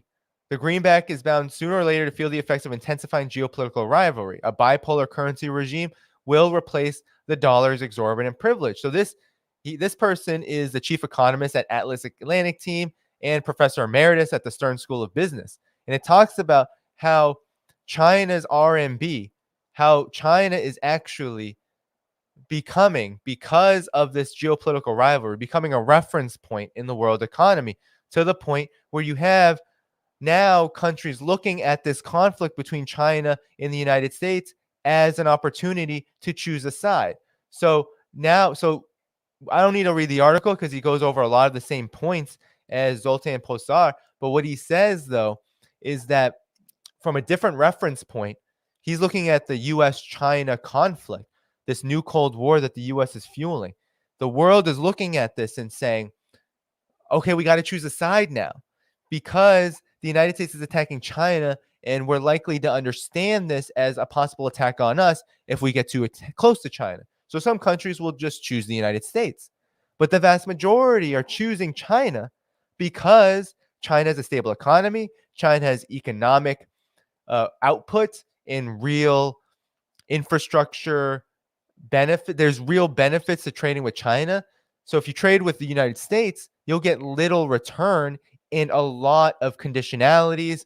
You'll have to suffer through austerity, likely. You will have to suffer through a lot of interference politically. In China, it's different. So you have even Saudi Arabia saying, no, no, no. I've got to look at China as a possible trading partner that is much closer to us than before, because that's how we are going to maintain our stability economically. That's how we are going to move forward economically. So the point here is that this emerging de-dollarization, this rapid de-dollarization, is a byproduct, a blowback from the weaponization of the dollar, from the United States, from the imperial order that it is dictating, this unipolar imperial order that it is dictating. The collective West, of course, being the umbrella from which this order is enforced. And the US dollar has become a wrecking ball. For Europe, we see the Russian oil price cap backfiring and accelerating the same process, trying to cut Russia off from being able to trade its oil at prices that are reasonable for its economy. Now it's going to look away from Europe, or even away from third-party options to Europe, and start looking to the global south. So the blowback, right? The expansion of BRICS, the expansion of multilateral institutions like the Shanghai Cooperation Organization, the expansion of the Belt and Road Initiative, the expansion of Russia's multilateral ties with India, with Iran, with China, all of this put together is part of coming up with the foundation and the infrastructure necessary for true de-dollarization. It's going to take some time. We're not necessarily there yet, but by the numbers, we are seeing this happen. The IMF, major financial institutions are saying that a lot of countries are independently dropping US dollars from their current foreign currency reserves in place of RMB, in place of rubles. But the RMB is the Chinese currency is going to be the primary point of reference, right? It's going to be the primary point of reference for this de-dollarization trend. Russia's coming up with its own independent monetary system. Russia and in Iran have just linked their banks. So on and on and on. This is going to continue to accelerate this process. And it's one way that Russia has been able to defeat the sanctions regime. And arguably, it is the way for the global south, for China, for the rest of the world to do the same. And that's why they're coordinating more and more. That's why, while this movement may not be ideological in so many respects, because India, Russia, China, all different countries, Iran, all different political systems, ideologically, politically, but they are similar in economic interests at a very base level. And they all can see that they have more to gain from each other than they do from being apart, right? They have more to gain from collectively working together. So de-dollarization is here to stay. And it's going to accelerate the more that the United States and the more that the EU and the collective West continue this policy of provoking, of militarizing, of waging war and aggression and conflict toward these major powers, Russia and China, which are the future of the global economy. If Russia can grow positively amid these sanctions, what would Russia do without the sanctions? It would be doing what it was doing before the sanctions, which is growing at a pretty steady clip and taking care of a lot of domestic issues. And then, of course, becoming more assertive on the world stage, helping with integration in Eurasia. China, of course, we don't even need to review all of the ways in which China is so important, not just in providing a stable currency with a prosperous economic base behind it, one that is state directed and one that has at its core principles like non-interference and infrastructure development behind it, prosperity, common prosperity behind it. But also you have China's just overall economic miracle, its ability to alleviate poverty, and its ability to be able to ride through the economic storm of the neoliberal dominated world economy, because it has been able to do that. Look at what happened in 2007, 2008. China did not collapse. China in 2020, it did not collapse. It grew in 2020. There was not negative growth like many of the world's economies in 2020 for China during the whole COVID situation. No, China had the capacity to continue to grow and achieve pretty immense feats. So with that said, you have India now with a rapidly industrializing and growing economy. You have these major global south countries ready to lead the way, and that's what de-dollarization is. It's part of that larger process. All right. So that's it. So let's see. We have still 828 people in here. All right. Thanks so much for coming this evening. So that's it for the content for this evening, everyone. Whew, there's a lot to get to. So where do we even begin now? So just some announcements, okay? To close the stream will be done probably in the next 10, 15 minutes. We have 831 people watching, 1,000 likes. Thanks so much. Be sure to hit that. Of course, you already hit the like button. Make sure that you continue to hit that subscribe button if you haven't hit it yet. Make sure you hit that notifications bell, and be sure to consider supporting this work, whether it's on Patreon. That's the best place. All right. If you can become a Patreon member annually, there's annual tiers. You will be able to suggest guests, ask questions for guests that I can read. That hasn't been a huge thing for people, but it is available. You can communicate with me. You'll get Patreon only posts. You will get early notifications of things, and so much more. So patreon.com/Danny Dhaiphong annually, you get a little discount, and you can support this work as the costs continue to grow, because this channel is continuing to grow. Substack is another option. We have a newsletter. I have a newsletter on Substack, so go subscribe to that for free. But annually, you can give as well. It's a great place. You'll always get notifications on my live streams as well there. And I also do publish articles. I am also a writer.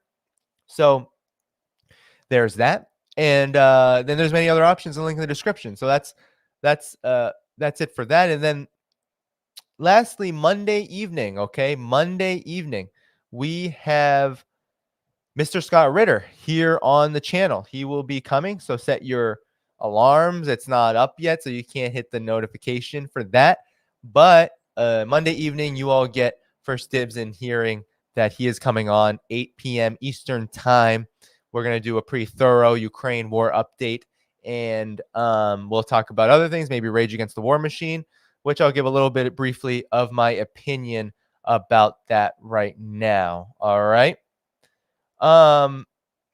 So before, though, I get to that, let me see if there were any super chats. All right. Let me see if there are any super chats to get to.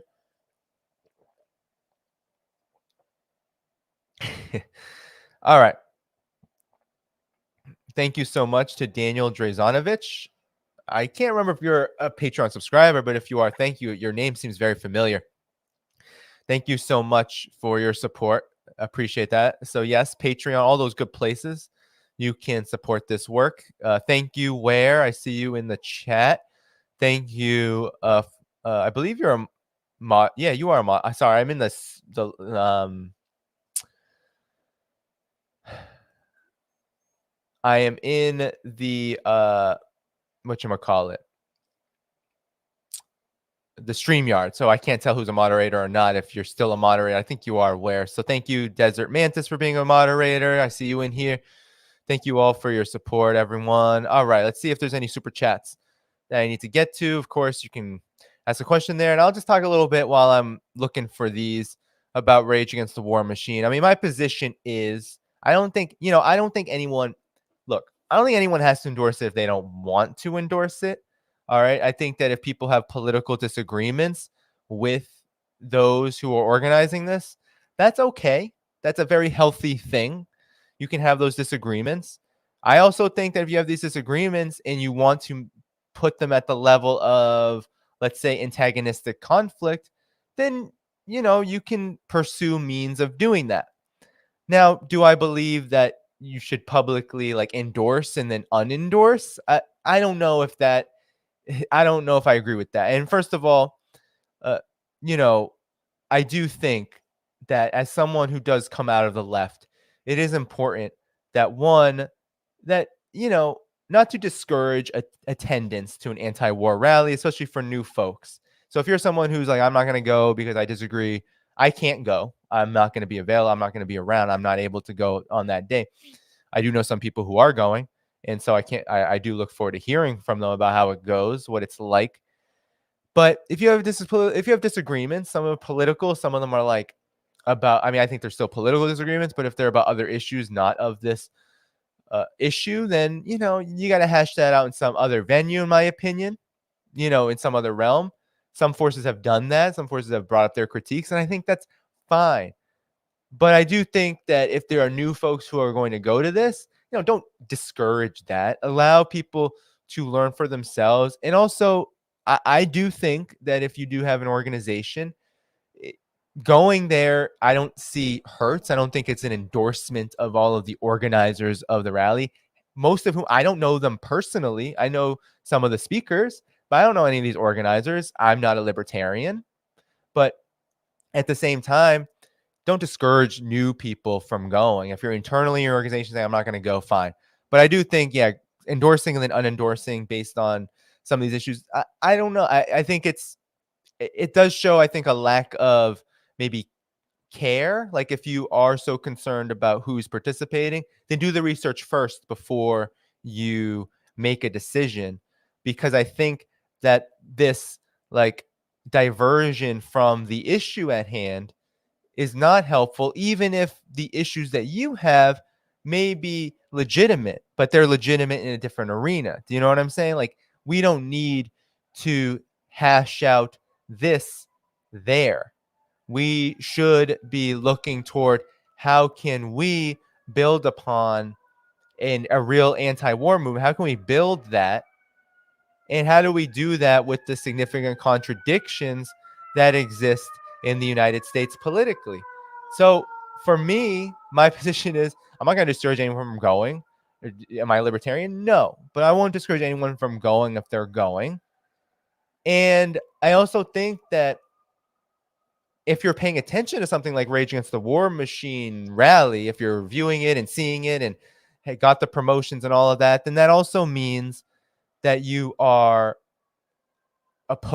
probably some of you may be NAFO folks and all of that, but I'm not speaking to the NAFO folks. I'm speaking to the people who are already opposed to the U.S. and NATO war in Ukraine, that this NATO provocation, this dangerous war. If you're already there, then, I think that there has to be some level of engagement with this from a level of, well, there is an effort trying to build this. And if there are political contradictions to it, then address that outside of the public realm. So in any kind of organizing, there's the public realm and the private realm. There's the what you handle internally and what you do externally. So if you're an organization, the way that you go about and handle yourselves as an organization needs to be pretty tight, and it needs to be based on the principles, and it needs to have a clear agenda, a clear program.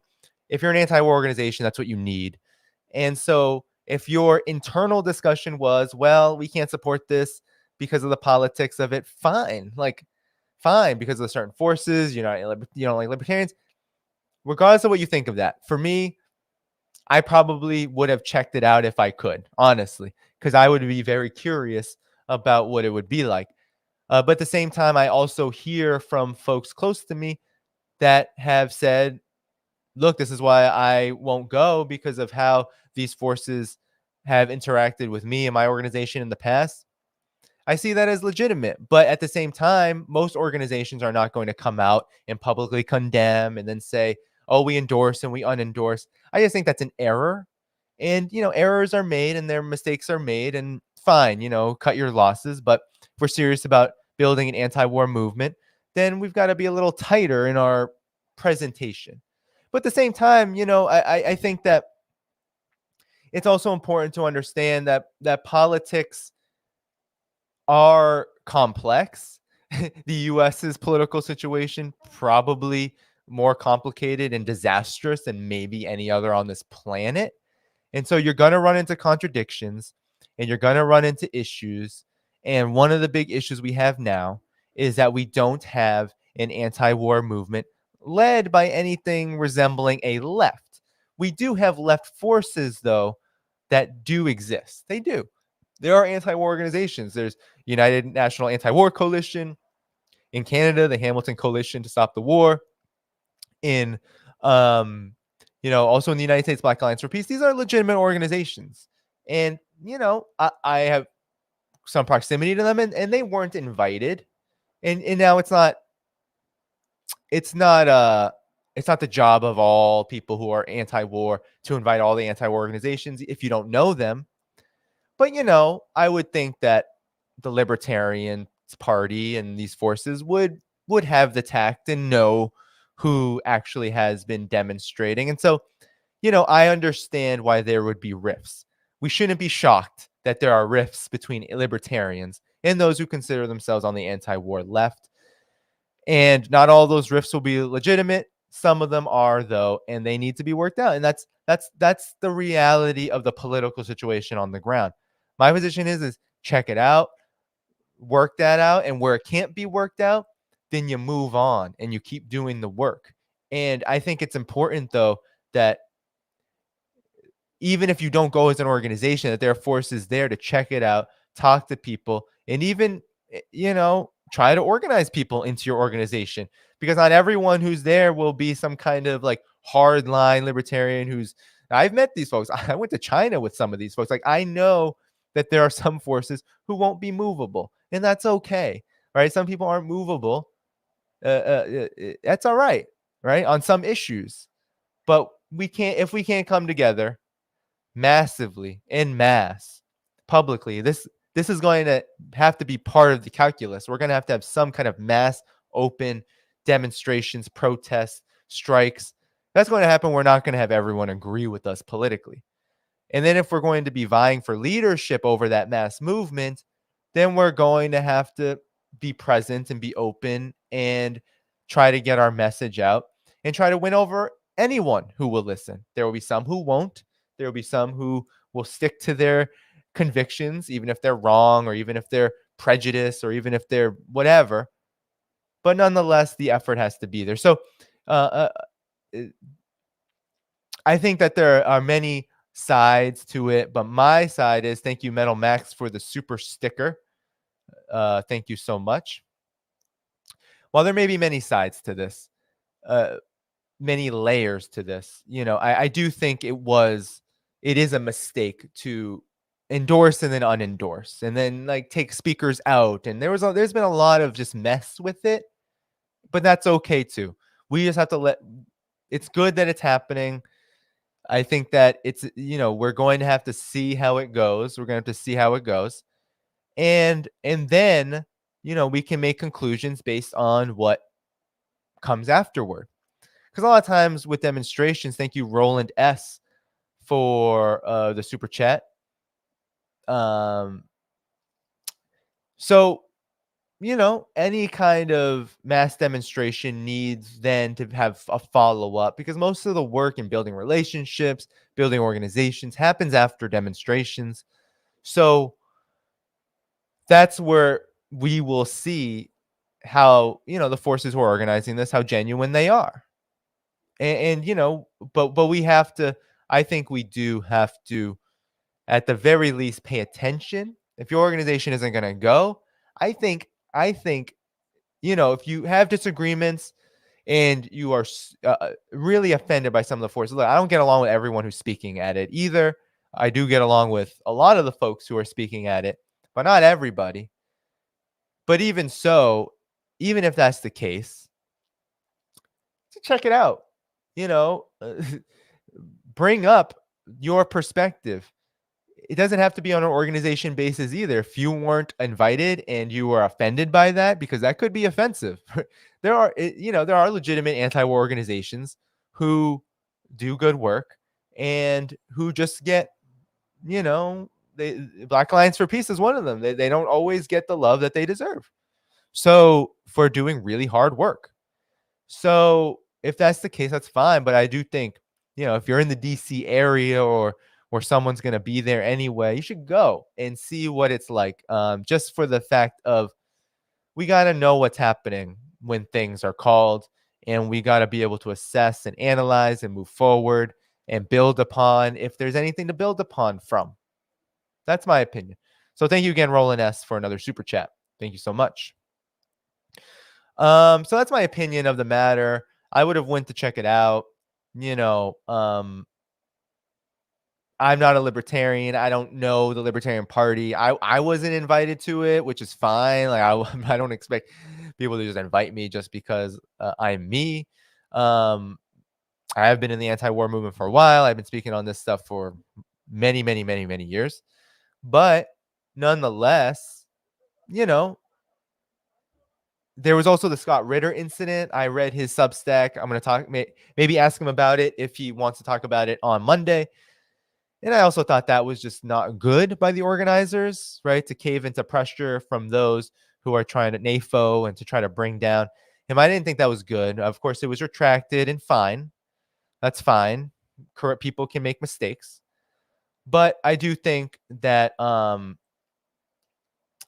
was a big error. And these forces, it's okay to not be experienced, but at the same time, these mistakes really do matter, and they do hurt the credibility. You know what I'm saying? So it'll be interesting, right? Because it is mostly a media-centered rally. There were some organizations who endorsed, some who will be participating, but it's mostly media-centered. We'll see how it goes. I think, anything that speaks up against this is a good thing. We need more and more people to speak up and to collectively come together. Let's just make sure that it's actually coming together and that it's not just building upon each other's success or trying to build off of, right, just who has the most YouTube followers. Like, let's make sure that this is about bringing people out and then bringing people into a movement. I'm not sure the libertarians are going to be doing that, but they don't have to be the ones doing it, even if they're organizing this. It could very well be that there are a lot of people who go to this, even a significant number, if it's not a lot, that will then be inspired to do more activity. And that's where organizations and individuals who are in organizations can go and do some good work. Like, bring them in, talk to them about what you're doing. Tell, if you have a different perspective from libertarians like I do, talk to them about it. If you don't agree with every YouTuber and podcaster there that had opinions about gender or COVID or whatever, racism, then talk to them about that. That's okay. That's part of the organizing process. And so, there is a fine line. Nobody has to do anything. I don't think we should be talking about forces, even forces that made mistakes and said, we're endorsing this, now we're not, right? Even those, we don't have to talk to them like they're the enemies either. Because honestly, organizations like Vets for Peace are not the enemy. They are highly respected. They have done immensely difficult work. I know people in Vets for Peace. I've worked with Vets for Peace. I've worked a little bit with Code Pink, but more with Vets for Peace. And I got to say, these people do really hard work. So we should not be yelling at them or talking to them like they've committed some kind of crime, right? Just for maybe making a mistake in your eyes, or maybe doing things that are not to your liking, or maybe that could damage this. That happens, but we should be talking respectfully to those who are in the same struggle as us. We should be. So with that said, everyone, I think that's it for the stream for tonight. All right. So this is how it's going to work. Mr. Scott Ritter on Monday, and then I may be on one more time, maybe Tuesday night solo. But after that, I'm gone I'll be clipping, but I won't be able to stream until I get back from a mini vacation from the 15th to the 20th. And then I'll probably be back streaming after that. But I'll have clips up and all that good stuff during that time. But I'll be taking a mini break. I got to say, it's been a hard last few weeks financially. There's been some financial stuff coming up, which is why I'm plugging the Patreon, right, to try to meet some of these costs that are building up. But also personally, a lot of stuff going on. So I do need a little bit of a breather. All right. I do need a little bit of a breather. So I'll get that from the 15th to the 20th. I'll be back on probably sometime that week, 21st, 22nd, whatever. And be sure as you're leaving here today, be sure to hit that like button if you haven't yet. I'm sure we have over 1,000 likes. That's great. But hit that subscribe button, hit that notifications bell, and then be sure to consider subscribing on Patreon, which is the best place to support this work to keep it sustainable. I am looking for 150 more subscribers on Patreon, and I'm going to play a little intro video to outro here of the Left Lens, which was made by an incredible person who's now helping me with shorts and helped me with this video. So I'm going to play that on the way out. So peace out, everyone. I'm going to end the podcast after it is done. And I will see you all soon, Monday night, hopefully, for Scott Ritter. Bye-bye now. And here we go. Greetings. This is Danny Dhaiphong, and I'm an independent journalist and political analyst. I am the host of the YouTube show, The Left Lens. For more than a decade, I've covered the pressing problems of US-led wars and their geopolitical significance, writing hundreds of articles and a book on American exceptionalism in 2019. In 2020, I launched the YouTube show The Left Lens and went full-time with this program in 2022.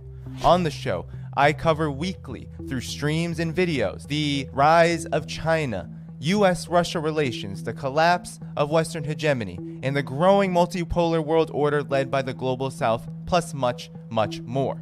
The Left Lens is your go-to program for all things geopolitics from a truly left perspective. No, not Democrat, not progressive, not any orientation that betrays the interests of the people of the world, but a truly left perspective in the sense that a commitment to peace, solidarity, and hard truths are prioritized on the program to serve our collective need to pierce through the misinformation of the war stenographers dominating the Western mainstream media landscape. This channel operates in the spirit of cooperation and has been blessed by amazing collaborations and contributions from great people such as the Duran, Scott Ritter, Margaret Kimberly, Brian Berletic, and so many more. But this work needs your help. I rely entirely on supporters like you to sustain it. In order to upgrade this program and meet its growing technical and labor costs, I am seeking 150 more